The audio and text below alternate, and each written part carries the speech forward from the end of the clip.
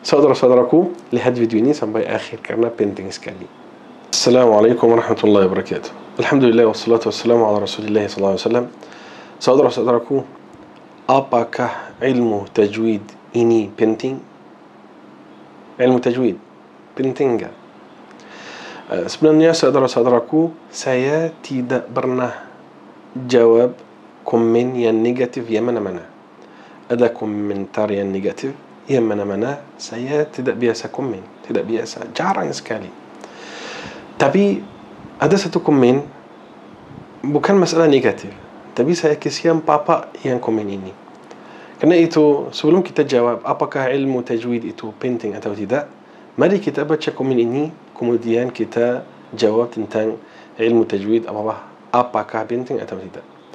Ini papa komen, saudara kita bilang tentang video yang 40 kesalahan dalam surat Al-Fatihah. Saya buat satu video 40 kesalahan tajwid, yakni tajwid atau salah yang jali atau khafi, yani al-khata al-jali atau al-khata al-khafi, yaitu yang jelas atau yang tersembunyi. 40, kumpulkan satu huruf supaya kita lancar. Kalau ada kesalahan yang jelas atau tersembunyi, kita hindari semuanya. Ada satu saudara komen seperti ini, 40 kesalahan artinya salah semua. 40 kesalahan artinya salah semua. Pak, kalau kita bilang ada 10 salah di satu ayat atau 10 salah di satu surat, bukan maknanya orang yang membacanya salah di semuanya. Tapi ini semua kesalahan. Mungkin orang dalam 40 kesalahan itu ada 2 saja, ada 3, ada 5, ada 10. Ada orang awam belum pernah belajar, ada 10 kesalahan atau 20. Jadi untuk belajar atau untuk hindari semua kesalahan, atau kita tahu semua kesalahan ini, untuk kita ajar saudara-saudara kita, ajar anak-anak waktu anak membaca a'udzu billahi, a'udzu bukan a'udzu. Ini misalnya ajar anak-anak kesalahan-kesalahan atau yang benar, ajarnya dan tunjuk yang kesalahan untuk hindarinya. Itu yang pertama. Jadi bukan 40 semua salah, semuanya salah. Ya, ini semuanya kesalahan yang kecil, maksudnya yang tersembunyi atau yang jelas. Baik. Apakah yang Bapak ucapkan sudah pasti benar? Saya tidak bilang yang saya bilang ini semuanya benar, tapi kita belajar, berusaha belajar dan mengajar. Kalau Anda ada yang salah dari saya, beritahu saya, ini Anda salah Syekh di huruf ini atau di kata ini. Saya belajar, enggak apa-apa. Belajar dari Anda, belajar dari semuanya, itu bukan aib. Tapi aib yang kita tidak tahu, tidak belajar, tapi kita ngomong Anda semua salah seperti itu. Bukan semuanya benar, tapi kita berusaha belajar dan mengajar. Yang berikutnya, sombong. Untuk apa sombong, Pak? Apakah Anda lihat sesuatu dari saya untuk Anda bilang sombong? Sombong itu Nabi SAW bersabda, batarul haqqi wa ghamtun nas. Batarul haqq, tolak hak. Kalau ada sesuatu kebenaran, tolak kebenaran itu. Wa ghamtun nas, merendahkan manusia, menghinakan manusia. Apakah Anda lihat saya tolak hak atau merendahkan orang? Allahul musta'an. Anda bilang sombong, saya tidak tahu jawabannya apa. Semoga Allah Subhanahu wa taala cabut sombong dari hati kita semua. Allahumma amin. Apakah Bapak yang pegangan timbangan amal dan dosa? Apa kaitannya, Pak? Apa kaitannya?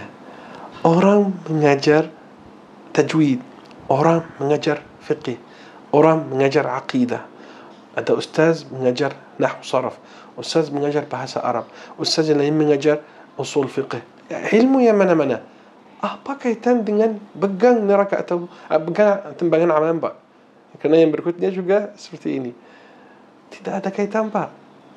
Kita bilang ada kesalahan, wahai saudara-saudaraku, hindari kesalahan-kesalahan ini. Apa kaitan dengan pegang timbangan amal dan dosa? Yang terakhir, apakah Bapak panitia di hari akhir? La haula wala quwata illa billah. Ini yang terakhir itu tidak ada kaitan sama sekali. Yang sebelumnya ngomong sombong, ngomong semuanya salah, semuanya saya benarkah, seperti itu. Tapi yang akhir itu, apa kaitan Pak? Orang ngajar orang Muslim sesuatu yang dia sudah belajar. Apa kaitan dengan panitia pada hari kiamat, pegang amalan, masuk syurga, masuk neraka? Itu semuanya tidak ada wujud Pak. Tidak ada wujud. Saya tidak tahu kenapa Pak komen seperti ini, tapi ya semoga Allah Subhanahu Wa Taala ajar kita ilmu yang bermanfaat, dan semoga Allah Subhanahu Wa Taala kasih kita semua sabar. Allahumma amin. Satu kemudian lain, orang ngomong ya masjid ini artinya tidak terlalu penting kalau banyak salah seperti ini. Tidak penting kita belajar tajwid. Yang penting kita paham maknanya. Yang penting kita faham makna ayat-ayat ini. Saudara-saudaraku, bagaimana anda bisa paham ayat ini kalau tidak bisa membaca Al-Quran dengan cara yang benar? Nabi SAW pada suatu hari Umar al-Khattab dengar orang membaca Al-Quran, Anna Allah bari'un minal musyrikina wa rasulih. Tahu apa artinya ini? Yang dalam Al-Quran, Anna Allah bari'un minal musyrikina wa rasuluh. Orang itu membaca wa rasulih. Tahu apa artinya kalau orang membaca wa rasulih padahal dalam Al-Quran wa rasuluh? Artinya Allah Subhanahu Wa Taala lepaskan dirinya dari orang-orang kafir, bari yang lepaskan diri dari orang-orang kafir, wa rasulih, dan rasulnya sekali. Astaghfirullah. Tapi dalam surah At-Taubah wa rasuluh, yani Allah dan rasulnya lepaskan diri dari orang-orang musyrik. Bari yani tidak ada hubungan dengan orang musyrik. Jadi Allah dan rasulnya tidak ada kaitan pada perbuatan orang-orang musyrik. Itu maksudnya saudara-saudaraku yang dirahmati Allah Subhanahu Wa Taala. Siratal ladzina an'amtu alaihim. Kalau tak penting baca siratal ladzina an'amtu alaihim, artinya ya Allah kasih kita atau kasih mereka jalan yang aku memberi untuk mereka. Aku an'amtu, aku. Tapi kalau an'amta, engkau ya Allah. Kalau anda bilang tajwid itu tak penting atau banyak kesalahan, tak usah belajar, maka ulama tajwid, ulama qiraat yang habiskan umur mereka untuk mengajar manusia Quran dan tajwidnya, itu habiskan umurnya gratis. Bagaimana saudara-saudaraku belajar tajwid Al-Quran? Salah satu ilmu yang sangat-sangat tinggi dalam agama kita, belajar ilmu tajwid, salah satu ilmu yang sangat penting, tinggi, karena kita bisa membaca Al-Quran sebagaimana Nabi Muhammad SAW membacanya. Makhraj huruf, sifat huruf, itu semuanya penting. Kalau orang membaca mengganti satu huruf saja, maknanya berubah. Orang membaca satu huruf tebal dibaca tipis, satu huruf tipis dibaca tebal, itu mengganti maknanya. Qul huwallahu ahad. Apa artinya qul huwallahu ahad? Katakanlah Allah Maha Esa. Katakanlah.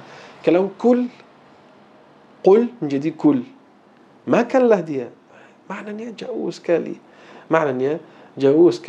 Karena itu saudara-saudara yang dirahmati Allah Subhanahu Wa Taala, jangan fikir ilmu tajwid itu ilmu yang tidak bermanfaat atau ilmu yang kecil.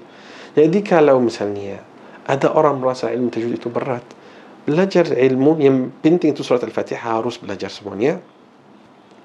Kemudian belajar semampunya surat-surat yang lain. Kalau rasa ilmu tajwid itu berat, tapi orang yang cinta Al-Quran tidak akan rasa ilmu tajwid atau ilmu yang kaitan dengan Al-Quran yang mana-mana berat.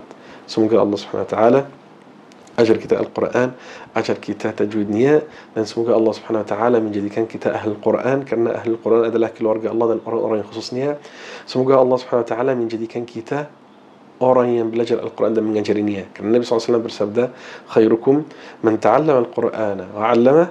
Semoga Allah Subhanahu Wa Taala kumpulkan kita bersama Nabi Muhammad SAW di syurga Al-Firdaus Al-A'la. Allahumma amin. Assalamualaikum warahmatullahi wabarakatuh.